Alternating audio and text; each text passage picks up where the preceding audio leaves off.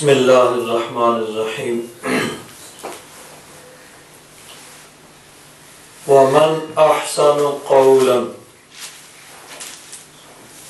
کون اچھا ہے قول کے اعتبار سے، یعنی کس کی بات اچھی ہے، ممن اس سے، دعا الی اللہ جس نے اللہ تبارک و تعالیٰ کی طرف بلایا، وعمل صالحا اور نیک اعمال کیے، وقال اننی من المسلمین اور کہا بے شک میں مسلمانوں میں سے ہوں۔ تو جو اللہ کی طرف بلاتا ہے اس سے بہتر کس کی بات ہو سکتی ہے؟ اللہ کی طرف بلانے کی مختلف صورتیں ہو سکتی ہیں۔ ایک صورت نماز کے لیے اذان کہنا، یہ بھی اللہ کی طرف بلانے کی ایک صورت ہے کہ مؤذن اللہ تبارک و تعالیٰ کی بڑائی کا، اس کی توحید کا اور نبی کریم صلی اللہ علیہ وسلم کی رسالت کا اعلان کرتا ہے، گواہی دیتا ہے، اور پھر لوگوں کو نماز کی طرف اور کامیابی کی طرف بلاتا ہے، اور پھر اللہ تبارک و تعالیٰ کی بڑائی اور اس کی توحید کا اعلان کرتا ہے۔ تو یہ بھی اللہ تبارک و تعالیٰ کی طرف بلانا ہے۔ تو اللہ تعالیٰ نے فرمایا جو اللہ کی طرف بلاتا ہے اس سے بہتر کس کی بات ہو سکتی ہے؟ اذان کہنا بھی بہت بڑے ثواب کا کام ہے۔ نبی کریم صلی اللہ علیہ وسلم نے اس کی ترغیب دی اور فرمایا کہ اگر تمہیں پتہ چل جائے کہ ندا میں کیا ہے، یعنی اذان کہنے کا کتنا ثواب ہے، اور پہلی صف میں کھڑے ہو کر نماز پڑھنے کا کتنا ثواب ہے، اگر ان دونوں چیزوں کا تمہیں علم ہو جائے، صحیح تمہیں اندازہ ہو جائے کہ اذان کہنے میں کتنا ثواب ہے اور پہلی صف میں کھڑے ہو کر جماعت کے ساتھ نماز پڑھنے کا کتنا ثواب ہے، تو پھر تم اذان کے لیے اور پہلی صف میں کھڑے ہونے کے لیے، ہر کوئی چاہے کہ وہی اذان کہے اور پہلی صف میں کھڑا ہو، اور پھر اس کے لیے اگر قرآن اندازی کی ضرورت پڑے تو یعنی جب سب لوگ ایک چیز کے حقدار ہوں اور سب برابر ہوں اور سب اس کے دعوے دار ہوں تو پھر قرآن اندازی کے ذریعے کسی ایک کو وہ حق دیا جائے گا۔ تو فرمایا کہ پھر اگر قرآن اندازی کرنی پڑے تو تم لوگ کہو گے ٹھیک ہے، اس طرح ہم اپنا حق یہ چھوڑیں گے نہیں، قرآن اندازی کرو، ٹھیک ہے، جس کا نام نکلے وہ اذان کے۔ تو اذان کہنا یہ بھی بہت بڑے ثواب کا کام ہے۔ قیامت کے دن حدیث پاک میں آتا ہے کہ ان کی گردنیں لمبی ہوں گی مؤذنوں کی جو اذان کہتے ہیں، یعنی باقی سب سے وہ نمایاں نظر آئے گا کہ یہ اللہ تبارک و تعالیٰ کی توحید کا اعلان کر کے لوگوں کو نماز کی طرف بلایا کرتا تھا۔ تو اللہ تبارک و تعالیٰ کی طرف بلانے کی ایک صورت اذان بھی ہے، اور ایک بہت اہم صورت اللہ تبارک و تعالیٰ کی طرف بلانے کی وہ تبلیغ ہے کہ مخلوق خدا کو، لوگوں کو دین اسلام کی دعوت دی جائے، نیکی کی دعوت دی جائے، امر بالمعروف اور نہی عن المنکر، یعنی نیکی کا حکم دینا اور برائی سے روکنا، یہ سب سے اعلیٰ صورت ہے اس کی اللہ کی طرف بلانے کی، کہ لوگوں کو دین اسلام کی اور نیکی کی تبلیغ کی جائے اور نیکی کی طرف بلایا جائے، برائی سے روکا جائے۔ اللہ تبارک و تعالیٰ نے نبی کریم صلی اللہ علیہ وسلم کی امت کو بہترین امت قرار دیا۔ ارشاد فرمایا کنتم خیر امت اخرجت للناس، اے میرے محبوب کی امت تم سب سے بہترین امت ہو جو لوگوں کے لیے نکالی گئی، پیدا کی گئی، اور اس کی وجہ کیا ہے، منصب کیا ہے؟ تأمرون بالمعروف وتنہون عن المنکر، کہ تم نیکی کا حکم دیتے ہو اور برائی سے روکتے ہو۔ اور اسی سورہ آل عمران میں اس آیت سے چند آیتیں پہلے اللہ تبارک و تعالیٰ نے حکم دیا ہے وَلْتَكُمْ مِنْكُمْ أُمَّةٌ، اور تم میں سے ایک گروہ ایسا ہونا چاہیے يَدْعُونَ إِلَى الْخَيْرِ، جو بھلائی کی طرف، نیکی کی طرف بلائیں، يَأْمُرُونَ بِالْمَعْرُوفِ، نیکی کا حکم دیں، وَيَنْهَوْنَ عَنِ الْمُنْكَرِ، اور برائی سے روکیں، وَأُولَئِكَ هُمُ الْمُفْلِحُونَ، یہی لوگ کامیابی حاصل کرنے والے ہیں۔ اب یہ یعنی دیکھیے اسی سورہ آل عمران کے قریب اس کے چند آیتیں بعد اللہ تبارک و تعالیٰ نے مومنوں کی یہی شان بیان کی ہے کہ من اہل الکتاب امۃ قائمۃ یتلون آیات اللہ آناء اللیل وہم یسجدون۔ پہلے تو اہل کتاب جو ہیں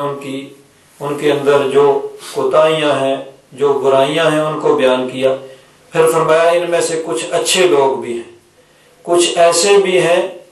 ایسا گروہ بھی ہے جو راتوں کو کھڑے ہوتے ہیں، اللہ کی آیات کی تلاوت کرتے ہیں، رات بھر سجدے کرتے ہیں، یؤمنون باللہ والیوم الآخر، اللہ تبارک و تعالیٰ پر اور آخرت کے دن پر ایمان لاتے ہیں، وَيَأْمُرُونَ بِالْمَعْرُوفِ، اور نیکی کا حکم دیتے ہیں، وَيَنْهَوْنَ عَنِ الْمُنْكَرِ، اور برائی سے روکتے ہیں، وَيُسَارِعُونَ فِي الْخَيْرَاتِ، اور نیکی کے کاموں میں آگے بڑھنے کی کوشش کرتے ہیں،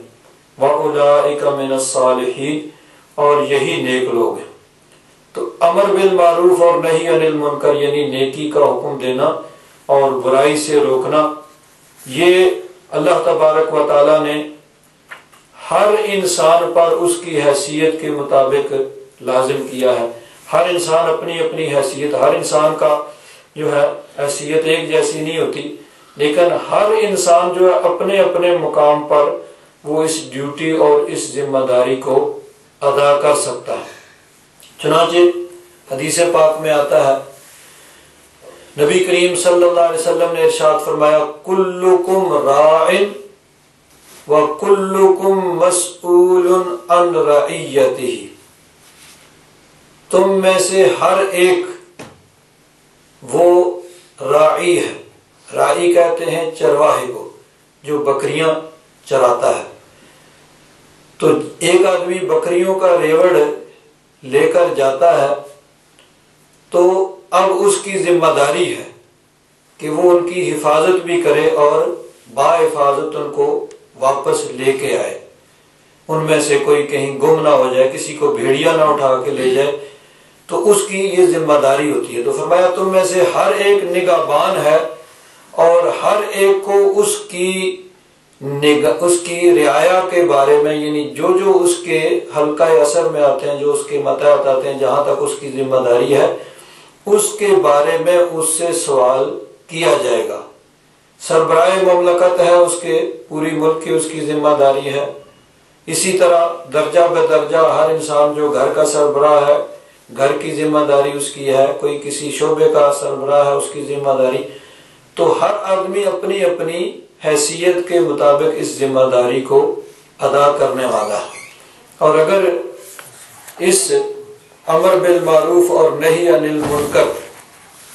یعنی نیکی کا حکم دینا اور برائی سے روکنا، اس میں اگر کوتاہی کی جائے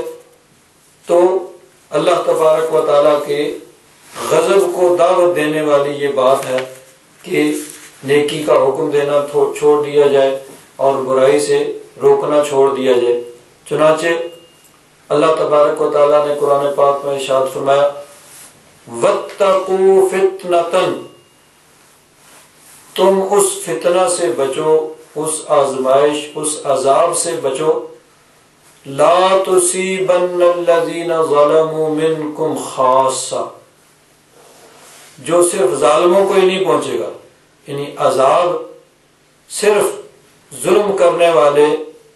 اور حد سے بڑھنے والے ان کو نہیں پہنچے گا بلکہ دوسرے لوگ بھی اس کی لپیٹ میں آ جائیں گے۔ اور یہ کیا ہے، مفسرین کرام فرماتے ہیں کہ جب نیکی کا حکم دینا اور برائی سے روکنا ترک کر دیا جائے تو پھر جب اللہ تبارک و تعالیٰ کا عذاب آتا ہے تو بروں کے ساتھ ساتھ نیک لوگ بھی اس کی لپیٹ میں آ جاتے ہیں۔ جو برائی سے نہیں روکتے، جنہوں نے اس ذمہ داری کو ترک کر دیا، چھوڑ دیا، وہ بھی پھر اللہ تبارک و تعالیٰ کے عذاب کی لپیٹ میں آ جاتے ہیں۔ چنانچہ قرآن پاک میں اللہ تبارک و تعالیٰ نے بنی اسرائیل کی ایک قوم کا واقعہ بیان کیا سورہ اعراف میں، وَاسْأَلْهُمْ عَنِ الْقَرْيَةِ الَّتِي كَانَتْ حَاضِرَةَ الْبَحْرِ، ایک بستی تھی جو سمندر کے کنارے رہتی تھی۔ اس بستی کا کیا تھا، حضرت داؤد علیہ السلام کو ان کی طرف بھیجا گیا ان کی تبلیغ کے لیے، جہاں ان کے لیے، یہود کے لیے، چونکہ ہفتے کا دن یہ عبادت کا دن ہے اور اس دن میں کوئی اور دنیا کا کام کرنا اس کی اجازت نہیں ہے، صرف عبادت کے لیے مخصوص ہے۔ ہمارے لیے جمعہ کا دن خاص عبادت کا دن ہے، لیکن حکم کیا ہے کہ جس وقت جمعہ کی اذان ہو جائے، اذا نودی للصلاۃ من یوم الجمعۃ فاسعوا الی ذکر اللہ وذروا البیع، جمعہ کی اذان ہو جائے تو اب جلدی کرو اللہ کے ذکر کی طرف، نماز کی طرف، اور خرید و فروخت، دنیا کے کاروبار دھندے چھوڑ دو۔ اور آگے فرمایا فَإِذَا قُضِيَتِ الصَّلَاةُ فَانتَشِرُوا فِي الْأَرْضِ وَابْتَغُوا مِنْ فَضْلِ اللَّهِ، جب نماز ختم ہو جائے تو اب زمین میں پھیل جاؤ، اللہ کا فضل ڈھونڈو۔ تو اذان سے لے کر نماز مکمل ہونے تک یہ یعنی ایسا وقت ہے جس میں دنیاوی کام دھندے کاروبار سب جو ہے وہ منع فرما دیے کہ اذان ہو گئی تو اب نماز کے لیے جلدی کرو، نماز کے لیے پہنچو، اور جب نماز ہو جائے تو اب تم جا کے کاروبار کر سکتے ہو۔ تو ہمارے لیے صرف اتنا وقت جو ہے اذان سے لے کر نماز مکمل ہونے تک، یہ وقت جو ہے اس میں دنیا کے کام دھندے جو ہیں ان سے منع فرمایا، اور نماز کے بعد اور اذان سے پہلے دنیا کے کاروبار کرنے کی اجازت ہے۔ لیکن یہودیوں کے لیے حکم تھا کہ پورا ہفتے کا دن اس میں کوئی دنیا کا کام دھندا نہیں کرنا، صرف عبادت کرنی ہے۔ اب وہ لوگ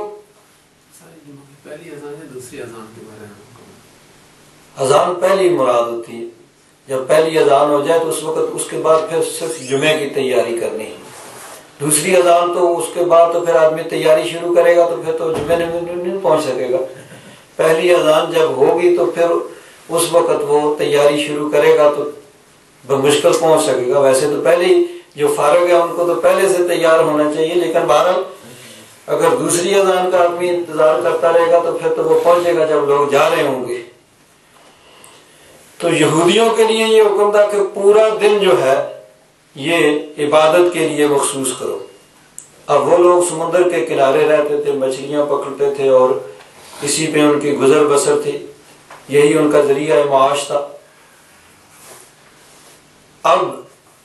ان کی ایک آزمائش شروع ہو گئی۔ اللہ تبارک و تعالیٰ بندوں کو آزماتا بھی ہے کہ کس حد تک یہ دین میں پکے ہیں۔ اب باقی 6 دن وہ تگ و دو کر کے، محنت کر کے، سٹرگل کر کے، ہارڈ ورک کر کے وہ مچھلیاں پکڑتے تھے، اور ہفتے کے دن مچھلیاں پکڑنی منع ہیں، اور مچھلیاں جو ہیں وہ سامنے پھر رہی ہیں، اوپر پانی کے تیر رہی ہیں۔ اللہ تبارک و تعالیٰ ارشاد فرماتا ہے اذ یعدون فی السبت، وہ لوگ انہوں نے ہفتے کے دن سبت کے بارے میں انہوں نے حد کو توڑا، حد سے آگے بڑھے۔ اذ تأتیہم حیتانہم یوم سبتہم شرعاً، ہفتے کا دن ہوتا تو مچھلیاں سامنے تیر رہی ہوتی، وَيَوْمَ لَا يَسْبِتُونَ لَا تَأْتِيهِمْ، ہفتے کے علاوہ باقی دنوں میں مچھلیاں پکڑنے کے لیے ان کو کوشش محنت کرنا پڑتی۔ فرمایا کذالک نبلوہم بما کانوا یفسقون،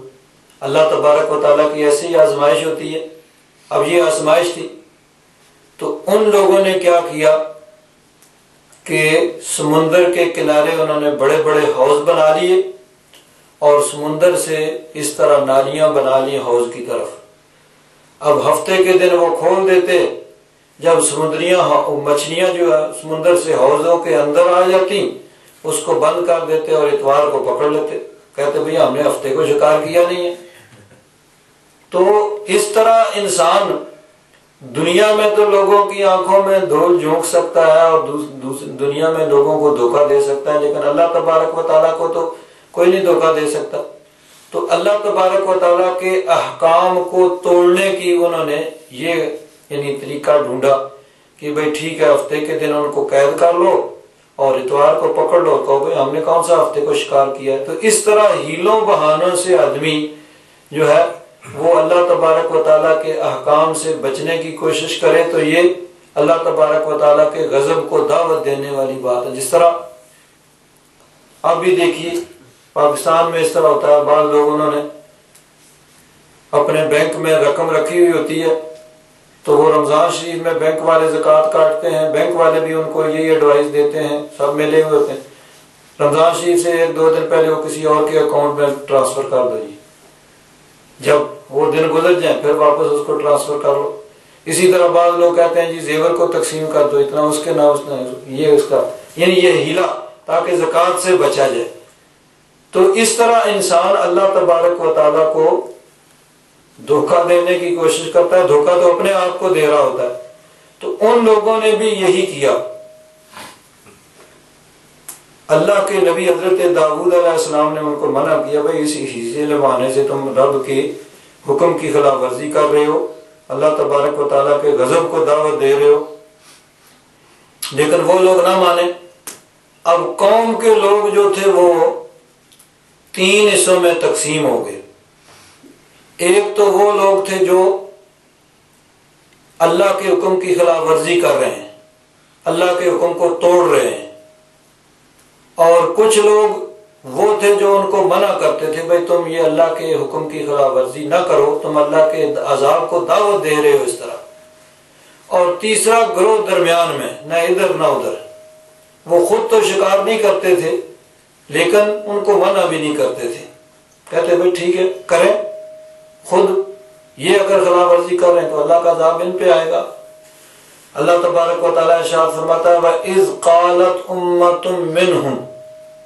جب انہی میں سے ایک گروہ نے کہا لِمَ تَعِظُونَ قَوْمًا، تم ایسی قوم کو کیوں واعظ کرتے ہو، کیوں نصیحت کرتے ہو، اللہ مہلکہم او معذبہم عذابا شدیدا، جن کو اللہ تبارک و تعالیٰ ہلاک کرے گا یا عذاب شدید دے گا۔ اگر وہ چاہے گا تو ان کو عذاب دے دے گا، وہ برائی کر رہے ہیں، تمہیں کیا بھئی تمہیں خود نیکی کرتے رہو۔ تو وہ جو برائی سے روکنے والے تھے انہوں نے کہا معذرتاً الی ربکم،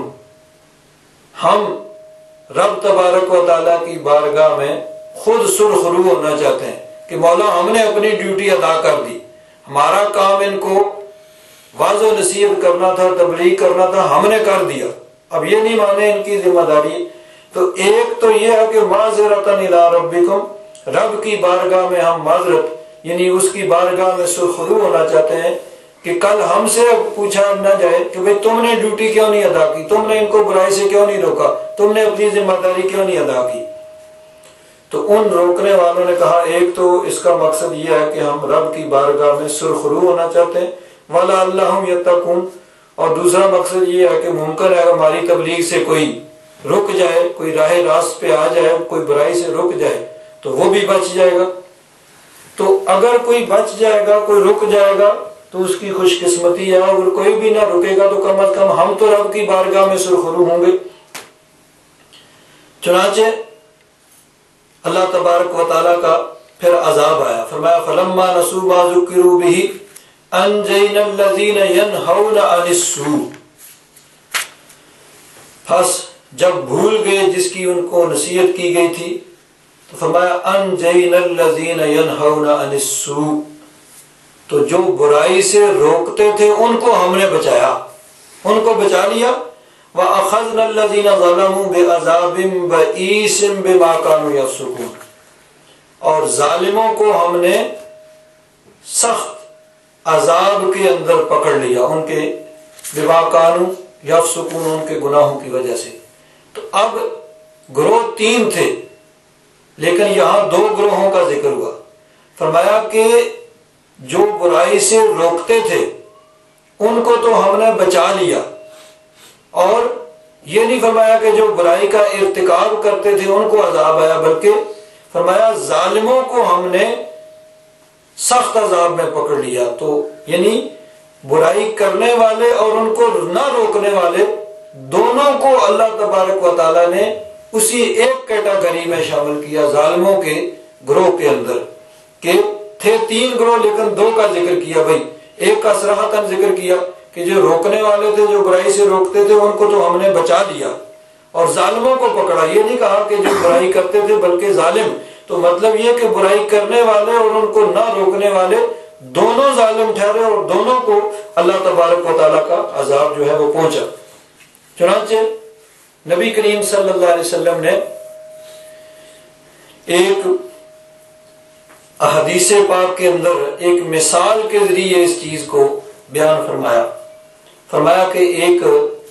بحری جہاز ہو، وہ 3 منزلہ بحری جہاز ہے، اس میں لوگ سوار ہیں، سفر کر رہے ہیں، اور کوئی اوپر ہیں کوئی نیچے ہیں۔ تو نیچے والے جو ہیں وہ پانی لینے کے لیے ان کو اوپر جانا پڑتا ہے، بار بار اوپر جاتے ہیں، ان کو بھی تکلیف ہے، اوپر والے بھی پریشان ہیں کہ یہ بار بار ادھر آ رہے ہیں۔ تو فرمایا ان میں سے نیچے والوں میں سے ایک آدمی کلاڑا لے کر کھڑا ہو جائے اور وہ جگہ کو توڑنا شروع کر دے۔ کوئی دوسرا پوچھے بھائی کیا کر رہے ہو؟ وہ کہے بھائی ہمیں بار بار اوپر جانا پڑتا ہے، وہ بھی پریشان ہے، ہمیں بھی تکلیف ہے، تو یہیں سے تھوڑا سا سوراخ کر لیتے ہیں، ادھر سے پانی قریب سے ہی لے لیں گے۔ تو فرمایا کہ اگر دوسرے اس کا ہاتھ پکڑ لیں تو وہ بھی بچ جائے گا اور دوسرے بھی بچ جائیں گے، اور اگر دوسرے کہیں بھائی وہ خود اپنی جگہ کو توڑ رہا ہے، ہمیں کیا توڑتا رہے۔ تو جب سوراخ ہو جائے گا اور پانی کشتی کے اندر، جہاز کے اندر آئے گا تو پھر کوئی بھی نہیں بچے گا، سب غرق ہو جائیں گے۔ تو یہ مثال اس کے ذریعے فرمایا کہ جب کچھ لوگ نیکی کا حکم دیں گے، برائی سے روکیں گے، تو وہ دوسروں کو بھی بچائیں گے اور خود بھی بچ جائیں گے، اور جب یہ ذمہ داری چھوڑ دیں گے، خود تو بے شک وہ نیک ہوں گے لیکن دوسروں کو وہ نیکی کا حکم دینا اور برائی سے روکنا چھوڑ دیں گے، تو فرمایا پھر اللہ تبارک و تعالیٰ کی پکڑ آئے گی، تو سب کے سب اس کے اندر پکڑے جائیں گے۔ جس طرح فرمایا وَاتَّقُوا فِتْنَةً لَا تُصِيبَنَّ الَّذِينَ ظَلَمُوا مِنْكُمْ خَاصَّةً، کہ اس عذاب سے بچو کہ جو تم میں سے صرف ظالموں کو نہیں پہنچے گا، بلکہ اس کے ساتھ ساتھ کچھ دوسرے بھی جو ہیں وہ بھی اس کی لپیٹ میں آ جائیں گے، دوسرے بھی رگڑے جائیں گے۔ جس طرح یہاں ان لوگوں کا فرمایا کہ جو برائی سے روکتے تھے، أَنْجَيْنَا الَّذِينَ يَنْهَوْنَ عَنِ السُّوءِ، برائی سے روکنے والوں کو تو ہم نے بچا لیا، وَأَخَذْنَا الَّذِينَ ظَلَمُوا، کہ ظالموں کو، اب یہ نہیں فرمایا کہ جو برائی کا ارتکاب کرتے تھے ان کو پکڑا، بلکہ فرمایا ظالم، تو گویا برائی کرنے والے اور برائی سے نہ روکنے والوں دونوں کو ظالم قرار دیا گیا، اور دونوں کو اللہ تبارک و تعالیٰ کی پکڑ آ گئی۔ تو اس لیے امر بالمعروف اور نہی عن المنکر، یعنی نیکی کا حکم دینا اور برائی سے روکنا، یہ اللہ تبارک و تعالیٰ نے اس امت کا منصب بیان فرمایا، اور اس امت کی ذمہ داری ہے کہ تم نے تبلیغ کا کام کرنا ہے، نیکی کا حکم دینا ہے اور برائی سے روکنا ہے۔ چنانچہ حدیث پاک میں آتا ہے، نبی کریم صلی اللہ علیہ وسلم نے ارشاد فرمایا کہ من رعا منکم منکرن، تم میں سے جو بھی کوئی برائی دیکھے تو اس کو اگر اس سے ہو سکتا ہے تو اپنے ہاتھ سے، فَلْيُغَيِّرْهُ بِيَدِهِ، اس کو اپنے ہاتھ سے بدلے، اپنے ہاتھ سے روکے، یعنی اگر اس میں قوت اور طاقت اور پاور ہے، روک سکتا ہے تو وہ ہاتھ سے روکے۔ فَإِن لَّمْ يَسْتَطِعْ فَبِلِسَانِهِ، اگر وہ ہاتھ سے نہیں روک سکتا ہے تو پھر زبان سے منع کرے، زبان سے روکے، یعنی پاور اور قوت طاقت نہیں ہے تو تبلیغ زبانی، زبان کے ذریعے روکے، بھئی یہ غلط کام نہ کرو، برائی نہ کرو، یہ نہ کرو۔ فَإِن لَّمْ يَسْتَطِعْ فَبِقَلْبِهِ، فرمایا اگر وہ ہاتھ سے بھی نہیں روک سکتا، زبان سے بھی نہیں روک سکتا،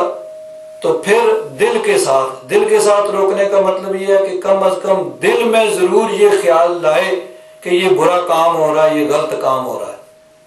تو گویا یعنی جو ہاتھ سے بھی نہیں روک سکتا، زبان سے بھی نہیں روک سکتا، دل کے اندر اس کے لیے ضروری ہے کہ وہ یہ ضرور خیال کرے کہ یہ برا کام ہو رہا ہے۔ فرمایا وَذَلِكَ أَضْعَفُ الْإِيمَانِ، یہ ایمان کا سب سے کمزور ترین درجہ ہے کہ آدمی ہاتھ سے بھی برائی کو نہ روکے، زبان سے بھی نہ روکے، صرف دل کے اندر یہ خیال کرے کہ یہ برا کام ہو رہا ہے۔ اور اگر برائی ہو رہی ہے اور کسی کو کوئی ہاتھ سے بھی نہیں روک سکتا، زبان سے بھی نہیں روکتا اور دل میں بھی برا خیال نہیں لاتا، تو گویا اس کے بعد ایمان کا کوئی درجہ نہیں ہے۔ یہ ایمان کا سب سے کمزور ترین درجہ ہے کہ آدمی ہاتھ سے بھی نہ روکے، زبان سے بھی نہ روکے اور دل کے اندر بھی وہ برا خیال نہ لائے۔ یہاں بعض علماء نے یہ فرمایا ہے کہ ہاتھ سے روکنا یہ حکام کی ذمہ داری، حکام کی ڈیوٹی ہے۔ جو صاحب اقتدار ہیں ان کا کام ہے کہ وہ برائی کو پاور اور قوت اور طاقت کے ساتھ روکیں۔ زبان کے ساتھ تبلیغ کرنا یہ علماء کی ذمہ داری ہے کہ وہ زبان کے ساتھ برائی سے روکیں، اور عوام جو ہیں جو یہ دونوں کام نہیں کر سکتے، کم از کم دل کے اندر وہ ضرور یہ خیال لائیں کہ یہ برا کام ہو رہا ہے۔ تو نیکی کا حکم دینا اور برائی سے روکنا ہر انسان کی اپنی اپنی یعنی اس کی حیثیت کے مطابق اس کی ذمہ داری ہے۔ جہاں تک اس کا حلقہ اثر ہے، اس کا اثر رسوخ ہے، وہاں تک اس کی ذمہ داری اور ڈیوٹی ہے کہ وہ نیکی کا حکم دے اور برائی سے روکے۔ تو اللہ تبارک و تعالیٰ نے فرمایا وَمَنْ أَحْسَنُ قَوْلًا مِّمَّنْ دَعَا إِلَى اللَّهِ، اس سے بہتر بات کس کی ہو سکتی ہے جس نے اللہ تبارک و تعالیٰ کی طرف بلایا۔ حضرت پیر کرم شاہ صاحب رحمۃ اللہ تعالیٰ نے اس آیت کی تشریح کے اندر ارشاد فرماتے ہیں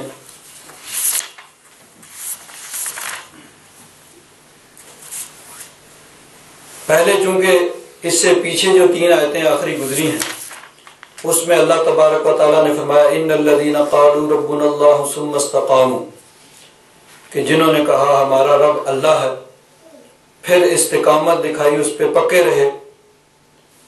تتنزل علیہم الملائکہ، ان پر فرشتے نازل ہوتے ہیں،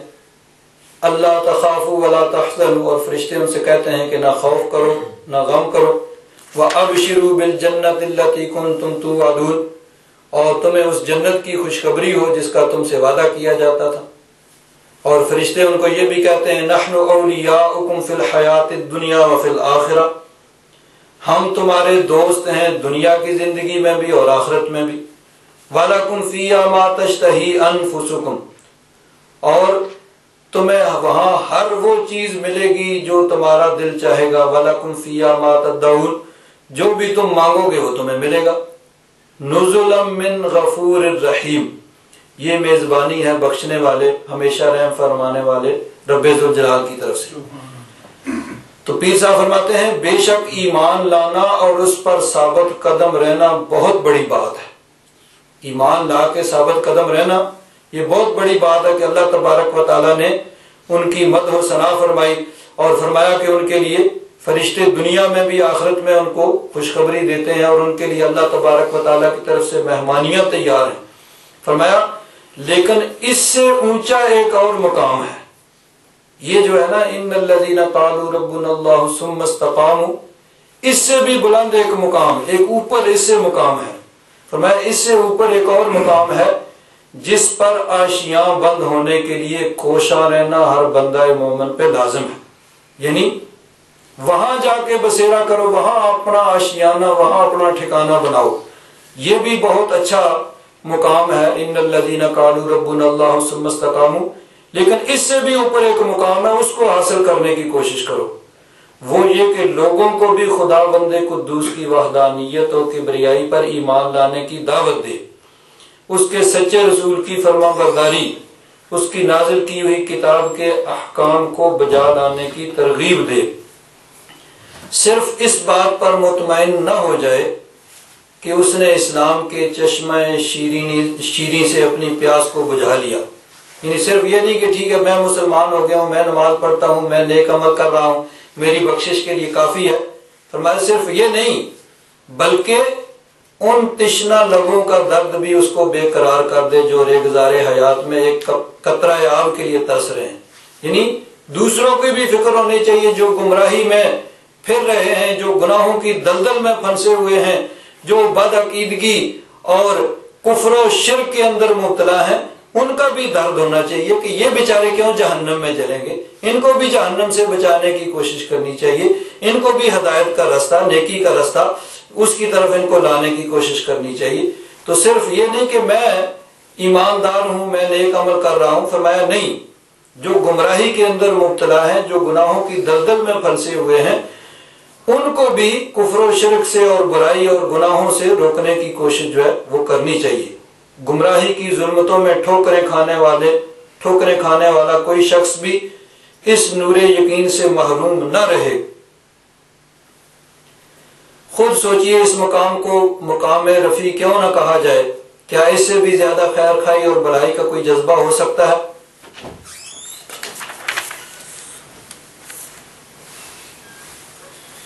تو اللہ تبارک و تعالیٰ نے فرمایا کہ اس سے بہتر کس کی بات ہو سکتی ہے کہ جو یہ کہے کہ میں، جس نے اللہ تبارک و تعالیٰ کی طرف بلایا، وَعَمِلَ صَالِحًا، صرف یہ نہیں کہ دوسروں کو بلاتا رہے بلکہ دوسروں کو بلانے سے پہلے خود پوری طرح اس پہ عمل کرے اور اس کے ساتھ ساتھ دوسروں کو دعوت دے، کیونکہ اس میں بعض اوقات یہ بھی ہو جاتا ہے کہ انسان دوسروں کو تو دعوت دیتا ہے لیکن خود اپنے آپ کو بھول جاتا ہے، تو اس کے لیے سب سے پہلے انسان کو اپنی ذات سے شروع کرنا جو ہے ضروری ہے۔ اسی لیے پہلے یہ فرما دیا ان الذین قالوا ربنا اللہ ثم استقاموا، کہ وہ استقامت کا مظاہرہ کرتے ہیں، عمل کرتے ہیں، بلکہ تبلیغ کا طریقہ ہی سب سے پہلے یہ ہے کہ آدمی اپنی ذات اور اپنے قریب سے شروع کرے۔ اللہ تبارک و تعالیٰ نے فرمایا یا ایھا الذین آمنوا قوا انفسکم واہلیکم نارا، اپنے آپ کو اور اپنے اہل و عیال کو آگ سے بچاؤ۔ تو سب سے پہلے انسان خود عمل کرے، پھر اپنے قریب سے جو ہے وہ شروع کرتے اور رفتہ رفتہ جو ہے آگے جیسے جیسے اس کا حلقہ اثر ہو، جہاں تک ممکن ہو وہ اس کام کو کرے۔ تو خود عمل کرنا جو ہے وہ بہت ضروری ہے، پھر اس کے بعد آگے دوسروں کو جو ہے وہ جہاں تک ہو سکے اس کی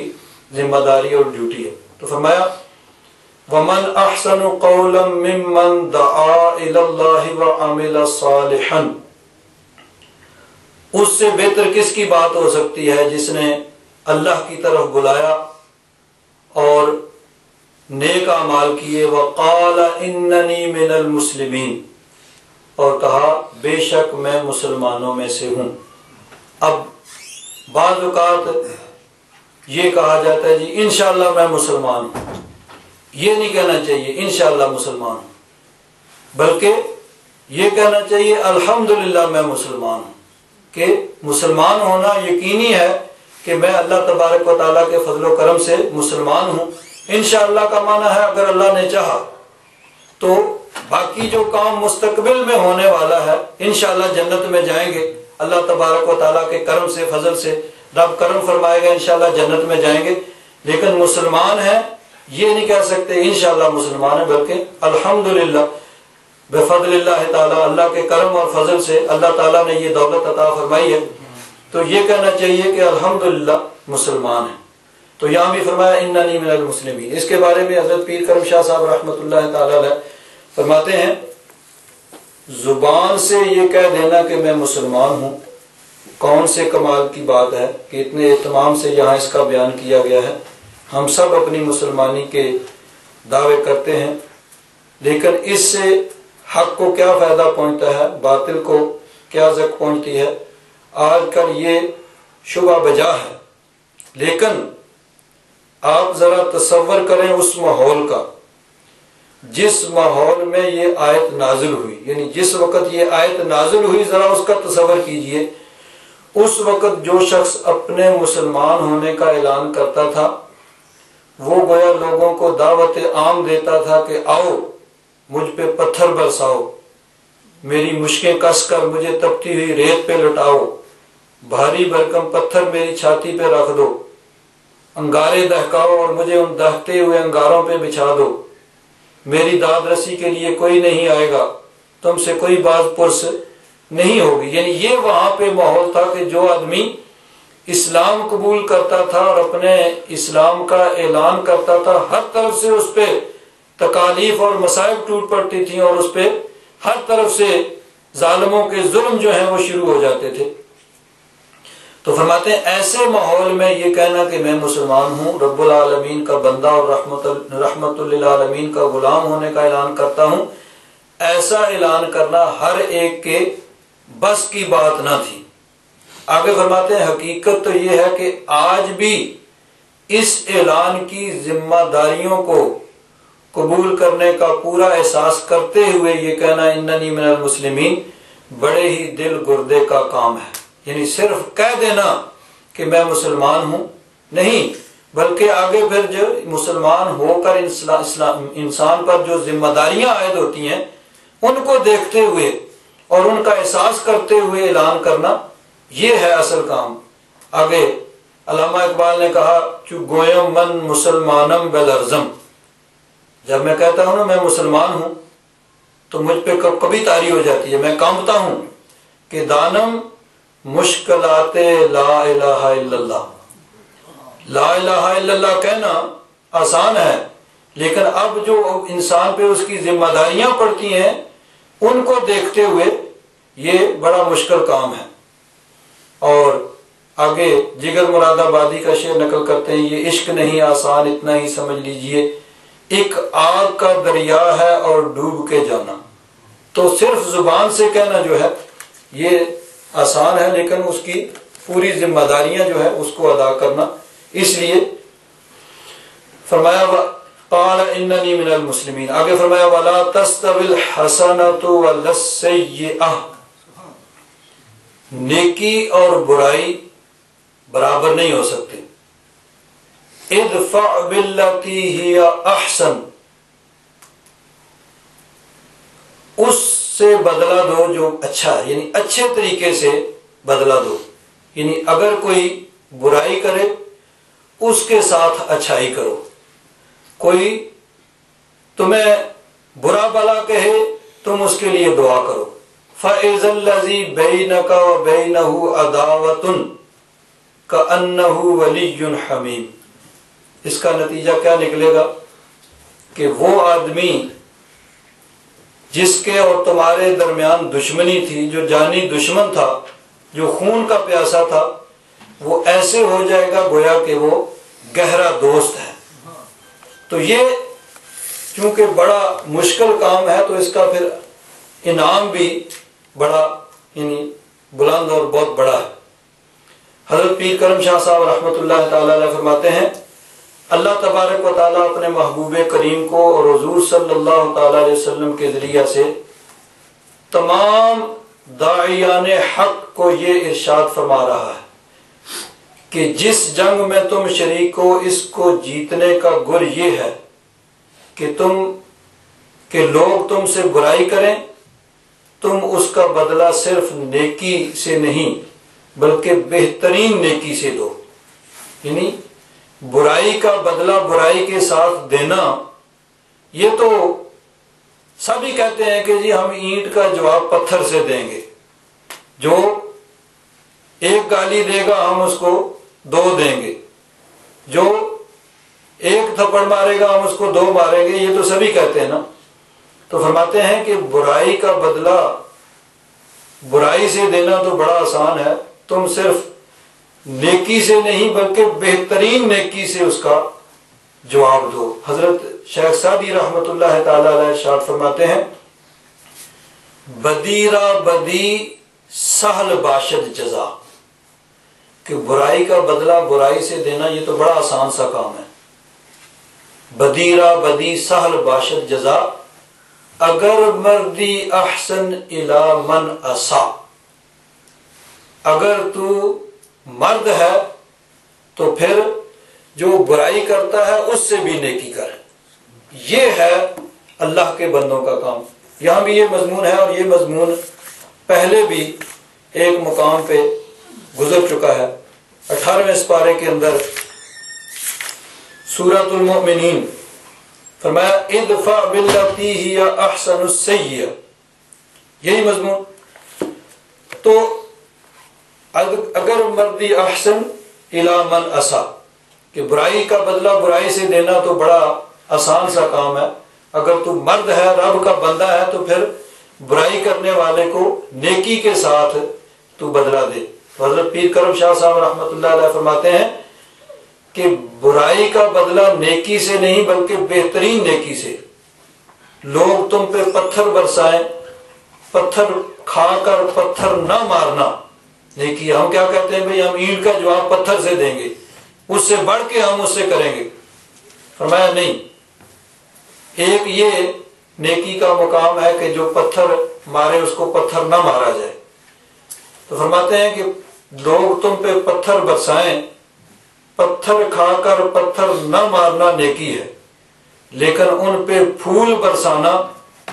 یہ تمہارا شیوا ہونا چاہیے. لوگ تمہیں گالیاں دیں، تم پہ جھوٹے بہتان تراشیں، تمہارے خلاف غلط الزامات لگائیں اور پھیلائیں، اور تم چپ رہو، یہ بھی قابل تعریف بات ہے. لیکن لطف تو تب ہے کہ تم رات کو اٹھ اٹھ کر سجدے میں سر نیاز رکھ کر ان کی ہدایت پذیری کے لیے دعائیں مانگو. یہ ہے وہ مقام جس کو تصوف اور طریقت کہا جاتا ہے. نبی کریم صلی اللہ علیہ وسلم کی سیرت مبارکہ دیکھیے. حضور نبی کریم صلی اللہ علیہ وسلم طائف میں جاتے ہیں. طائف کے سرداروں کو جا کے تبلیغ کی تو انہوں نے کیا کیا؟ نوجوان اور باش قسم کے لڑکوں کو پیچھے لگا دیا. انہوں نے بدتمیزی کی، بد تہذیبی کا مظاہرہ کیا،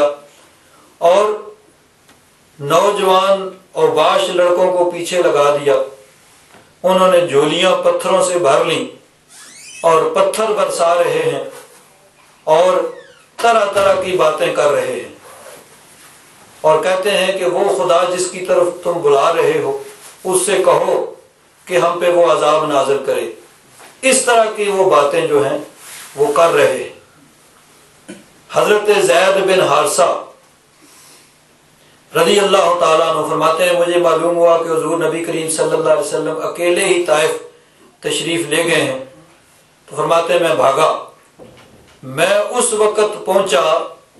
جس وقت حضور نبی کریم صلی اللہ علیہ وسلم کا جسم مبارک لہو لہان ہو چکا تھا. سارا جسم لہو لہان ہے. حضور کے جسم مبارک پہ انہوں نے پتھر مارے اور خون جو نکلا وہ جوتیوں میں جم چکا تھا. فرماتے ہیں میں نے حضور کو اپنے کندھوں پہ اٹھایا اور اٹھا کے ایک باغ تھا قریب وہاں پہ لے گیا اور جا کے حضور کے زخموں کو دھویا. زخم دھو رہا تھا تو میں نے عرض کی یا رسول اللہ، یا حبیب اللہ، رب تبارک و تعالیٰ کی بارگاہ میں عرض کیجیے اللہ تبارک و تعالیٰ ان ظالموں کو سزا دے. تو نبی کریم صلی اللہ علیہ وسلم نے اس وقت ارشاد فرمایا،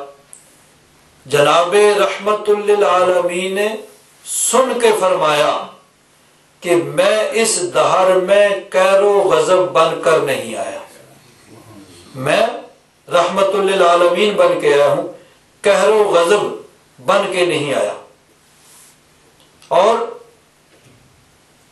نبی کریم صلی اللہ علیہ وسلم کی بارگاہ میں فرشتے آتے ہیں اور فرشتے آ کے عرض کرتے ہیں کہ حضرت جبریل امین حاضر ہوتے ہیں.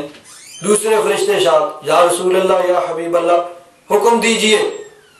طائف کے 2 پہاڑوں کو ملا کے ان سب ظالموں کو اس کے اندر پیس دیا جائے. نبی کریم صلی اللہ علیہ وسلم نے اللہ تبارک و تعالیٰ کی بارگاہ میں ہاتھ اٹھایا، یہ فرما کر نبی نے ہاتھ اٹھا کر ایک دعا مانگی، خدا کا فضل مانگا، ہوئے تسلیم و رضا مانگی، دعا مانگی الہی قوم کو چشم بصیرت دے، دعا مانگی الہی قوم کو چشم بصیرت دے، الہی رحم فرما ان پر، انہیں نور ہدایت دے۔ وہ جو پتھر مار رہے ہیں، جو گالیاں دے رہے ہیں، ان کی بھی ہدایت کی دعا کی جا رہی ہے۔ تو یہ ہے وہ بلند مقام جس کا اللہ تبارک و تعالیٰ نے اپنے محبوب کو حکم دیا، اور اپنے محبوب کے وسیلے سے آگے پھر حضور نبی کریم صلی اللہ علیہ وسلم کی امت کو اس چیز کا حکم دیا۔ تو حضرت پیر کرم شاہ صاحب رحمۃ اللہ تعالی علیہ فرماتے ہیں کہ لوگ تم سے برائی کریں اور تم اس کا بدلہ نیکی سے نہیں بلکہ بہترین نیکی سے دو، لوگ تم پر پتھر برسائیں، پتھر کھا کر پتھر نہ مارنا نیکی ہے، لیکن ان پر پھول برسانا یہ تمہارا شیوا ہونا چاہیے۔ یہ وہ تصوف کا بلند مقام ہے جس پہ اسلام ہمیں لے جانا چاہتا ہے۔ لوگ تمہیں گالیاں دیں، تم پر جھوٹے بہتان تراشیں، تمہارے خلاف غلط الزام لگائیں اور پھیلائیں، اور تم چپ رہو، یہ بھی قابل تعریف بات ہے، لیکن لطف تو تب ہے کہ تم رات کو اٹھ کر سجدے میں سر نیاز رکھ کر ان کی ہدایت پذیری کے لیے دعا مانگو۔ تو یہ وہ مقام ہے۔ چنانچہ نبی کریم صلی اللہ علیہ وسلم کی سیرت کو ہم دیکھتے ہیں تو حضور کی سیرت کے اندر، حضور کی مبارک زندگی کے اندر ہمیں بے شمار ایسے مقامات ملتے ہیں جہاں نبی کریم صلی اللہ علیہ وسلم نے ظالموں پر، زیادتی کرنے والے، ظلم کرنے والوں پر اس طرح کرم فرمایا اور اس طرح ان کی برائی کا بدلہ بھلائی کے ساتھ دیا۔ جیسے کہ شاعر کہتا ہے، ہر جرم پر کرم، ہر خطا پر عطا، ہر جرم پر کرم، ہر خطا پر عطا، سب اہل عطا دیکھتے رہ گئے کہ ایسی عطا کرنے والا بھی کوئی دنیا میں ہے۔ چنانچہ ایک دفعہ نبی کریم صلی اللہ علیہ وسلم، ہجرت سے پہلے کا واقعہ ہے، حضور نبی کریم صلی اللہ علیہ وسلم حرم شریف کے اندر تشریف لے جاتے ہیں تو ایک صاحب تھے جن کا نام تھا عثمان بن طلحہ، وہ خانہ کعبہ کے کلید بردار تھے، یعنی خانہ کعبہ کی چابی ان کے پاس ہوتی تھی، اور یہ ایک بہت بڑا منصب تھا، بہت بڑا شرف کا کام تھا۔ تو جب کوئی چاہتا کہ وہ خانہ کعبہ کے اندر جا کے، خاص جو خانہ کعبہ کی عمارت ہے اس کے اندر جا کے عبادت کرنا چاہے، ان سے کہتا تو وہ دروازہ اس کے لیے کھول دیتے۔ حضور نبی کریم صلی اللہ علیہ وسلم نے ایک دن ان سے فرمایا، بھئی میرا دل چاہتا ہے کہ میں خانہ کعبہ کے اندر جا کے عبادت کروں، تو میرے لیے یہ دروازہ کھول دو۔ تو وہ کہنے لگے یہ نہیں ہو سکتا۔ آپ نے فرمایا، دیکھو بھئی میں بھی مکہ کا باشندہ ہوں، اگر باقی لوگوں کے لیے کھل سکتا ہے تو میرے لیے کیوں نہیں کھل سکتا؟ آخر ایکول رائٹس کی بات ہونی چاہیے، میں بھی مکہ کا باشندہ ہوں، میں بھی مکہ کا رہنے والا ہوں، تو باقی لوگوں کا جب حق ہے تو میرا بھی رائٹ بنتا ہے، میرا بھی حق ہے، میرے لیے بھی کھلنا چاہیے۔ اس نے کہا جی نہیں، باقی اگر کوئی مکہ کا باشندہ کہے گا تو میری ذمہ داری ہے، میں اس کے لیے کھولنے کے لیے تیار ہوں، لیکن آپ کے لیے نہیں کھل سکتا۔ آپ نے یہ کیا، آپ ہمارے بتوں کو برا بھلا کہتے ہیں، ہمارے باپ دادا کو گمراہ کہتے ہیں، آپ کی وجہ سے مکہ کے گھر گھر کے اندر لڑائی پڑی ہوئی ہے، آپ کے لیے یہ دروازہ نہیں کھل سکتا۔ حضور نے بتھیرا اس سے کہا، لیکن انہوں نے کہا بھئی نہیں، یہ کام نہیں ہو سکتا۔ حضور نے فرمایا، دیکھو ایک وقت آئے گا یہ چابی میرے ہاتھ میں ہوگی، میں جس کو چاہوں گا یہ چابی دے دوں گا۔ انہوں نے کہا جی ایسی باتیں میں نے پہلے بھی بہت سنی ہے، یہ کیسے ہو سکتا ہے؟ دل کے اندر وہ سب یقین رکھتے تھے کہ حضور کی زبان سے جو بات نکلتی ہے وہ ہونے والی ہے، تیر بے ہدف ہے، اور یہ کوئی بڑک نہیں ہے، جو فرما دے وہی ہوگا۔ ایک دفعہ تو وہ ڈر گئے، لیکن انہوں نے کہا یہ کیسے ہو سکتا ہے، یہ سارے مکہ والے، میں نے کوئی خود نہیں لی، یہ سارے مکہ والوں نے اجتماعی طور پر میری ذمہ داری یہ لگائی ہے، تو گویا سارے مکہ والے مغلوب ہو جائیں گے اور مکہ والوں کی عزت خاک میں مل جائے گی، یہ چابی آپ کے ہاتھ میں آ جائے گی؟ فرمایا نہیں، اس دن مکہ والوں کی عزت جو آسمان کو چھو رہی ہوگی۔ خیر بات ہو گئی، وقت گزرتا گیا، حضور نبی کریم صلی اللہ علیہ وسلم ہجرت کر کے مدینہ منورہ تشریف لے گئے۔ پھر 8 سال بعد فتح مکہ کے موقع پر نبی کریم صلی اللہ علیہ وسلم 10,000 کا لشکر لے کر جب مکہ شریف تشریف لائے، مکہ والوں میں طاقت نہیں تھی مقابلہ کرنے کی، بغیر جنگ کے 1-2 واقعات جنگ کے ہوئے، عمومی طور پر بغیر جنگ کے مکہ شریف فتح ہو گیا۔ تو نبی کریم صلی اللہ علیہ وسلم نے عثمان بن طلحہ کو بلایا اور فرمایا چابی لاؤ۔ انہوں نے چابی پیش کر دی۔ حضور نبی کریم صلی اللہ علیہ وسلم نے فرمایا وہ وقت یاد ہے؟ عرض کیا جی بالکل یاد ہے، اور آپ نے کہا تھا کہ یہ چابی میرے ہاتھ میں ہوگی، میں جس کو چاہوں گا دوں گا، اور بالکل یہ آپ کے اختیار میں ہے، آپ اس وقت مکہ کے فاتح ہیں، آپ جس کو چاہیں چابی یہ دے دیں۔ اب اتفاق سے حضور نبی کریم صلی اللہ علیہ وسلم کے چچا حضرت عباس، جو حضور کے خاندان بنو ہاشم کے سب سے سینئر فرد اس وقت تھے، جو موجود تھے ان میں سب سے عمر رسیدہ اور سینئر حضور کے چچا حضرت عباس تھے، اور ان کی ذمہ داری تھی سقایا، یعنی حاجیوں کو پانی پلانا۔ جس طرح یہ حجابہ یعنی خانہ کعبہ کا کلید بردار ہونا یہ ایک منصب تھا، اسی طرح سقایا یعنی حاجیوں کو پانی پلانا یہ بھی ایک ذمہ داری تھی، اور اجتماعی طور پر کسی کو سونپی جاتی تھی۔ تو وہ ذمہ داری حضرت عباس کے پاس تھی، وہ پانی پلاتے تھے حاجیوں کو۔ اب ان کی خواہش یہ کہ یہ چابی بھی ان کو دے دی، حجابہ یعنی خانہ کعبہ کا کلید بردار ہونا، یہ منصب بھی ان کو دے دیا جائے۔ انہوں نے عرض کی یا رسول اللہ میں آپ کے خاندان کا سب سے بزرگ آدمی ہوں، میری عزت آپ کی عزت ہوگی، میرے پاس چابی ہوگی، گویا آپ کے پاس ہے، آپ کی عزت ہے۔ تو وہ ادھر سے ڈیمانڈ کر رہے ہیں، وہ مانگ رہے ہیں، اور ادھر وہ ہیں جنہوں نے خانہ کعبہ کا دروازہ کھولنے سے انکار فرما دیا تھا۔ انہوں نے کہا، آپ نے کہا تھا، بالکل آپ نے سچ کہا تھا، آپ جس کو چاہیں عطا فرما دیں۔ تو حضور نبی کریم صلی اللہ علیہ وسلم نے انہی جو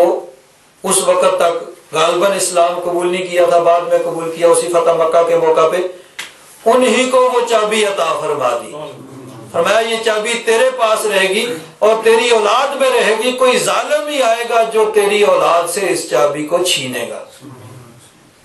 تو اس وقت سے وہ ان کی اولاد میں یہ منصب چلا آ رہا تھا۔ اب میں نے کسی کتاب میں پڑھا ہے کہ موجودہ دور حکومت میں یہ جو خاندان ہے، اس خاندان میں ان کو اس منصب سے ہٹا دیا گیا ہے۔ بہرحال اللہ عالم بصواب۔ تو حضور نبی کریم صلی اللہ علیہ وسلم نے انہی کو یہ منصب عطا فرمایا، کہ فرمایا تمہاری اولاد میں یہ منصب جو ہے وہ چلتا رہے گا۔ تو یہ ہے ادفع باللتی ہی احسن فاذا الذی بینک وبینہ عداوہ، کہ جو جتنا بڑا ظلم اور زیادتی کرنے والا اس پر اتنا ہی بڑا انعام کیا۔ فتح مکہ کے موقع کو دیکھ لیجیے، حضور نبی کریم صلی اللہ علیہ وسلم خانہ کعبہ کے صحن میں تشریف فرما ہے، اور سامنے وہ لوگ موجود ہیں جن کی ساری عمر گزر گئی ہے ظلم اور زیادتی کرتے ہوئے۔ مکہ شریف کے 13 برس کون سا ظلم تھا جو انہوں نے نہیں کیا تھا، کون سی زیادتی تھی جو انہوں نے نہیں کی تھی،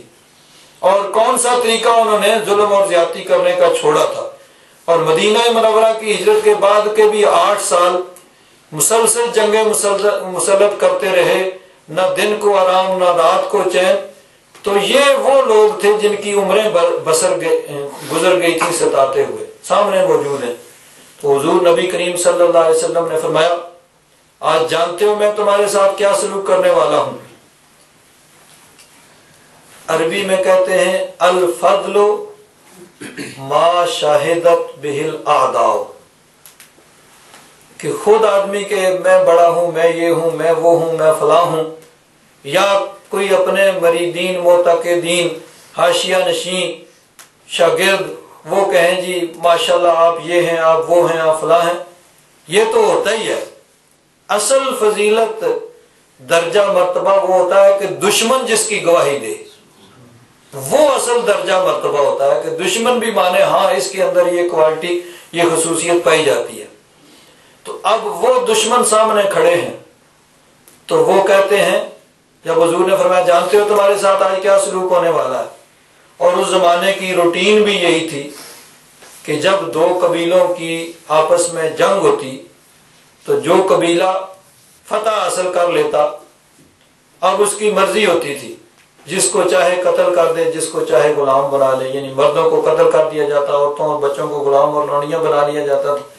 تو اگر اس زمانے کی روٹین کے مطابق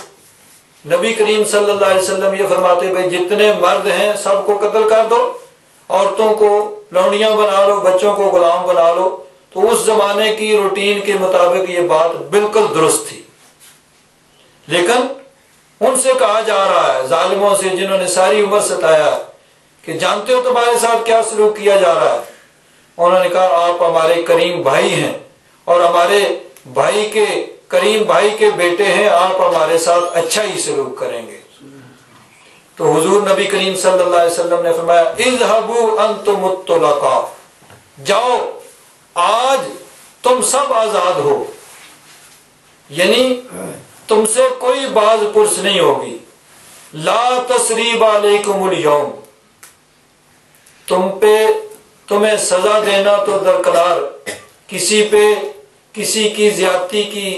سزا دینا تو درکنار، آج تمہاری پچھلی زیادتیوں کو یاد کرا کے تمہیں شرمندہ بھی نہیں کیا جائے گا، تمہیں علامہ بھی نہیں دیا جائے گا کہ تم نے فلاں وقت یہ کام کیا تھا، جاؤ تم سب آزاد ہو۔ اور وہ سب لوگ قدموں میں گر کر اسلام قبول کر رہے تھے۔ یہ تھا نبی کریم صلی اللہ علیہ وسلم، اللہ تبارک و تعالیٰ نے یہ حکم دیا تھا، اس پہ نبی کریم صلی اللہ علیہ وسلم نے اس طرح عمل کر کے دیا، ادفع باللتی ہی احسن فاذا الذی بینک وبینہ عداوۃ کانہ ولی حمیم، کہ جو برائی کرتا ہے اس کا بدلہ بھلائی کے ساتھ دو، بلکہ بہترین بھلائی کے ساتھ دو، اس کا نتیجہ یہ ہوگا کہ وہ تمہارا جو دشمن ہے وہ گہرا دوست جو ہے وہ بن جائے گا۔ اللہ تبارک و تعالی ہم سب کو نبی کریم صلی اللہ علیہ وسلم کے طریقہ مبارکہ پر چلنے کی توفیق عطا فرمائے۔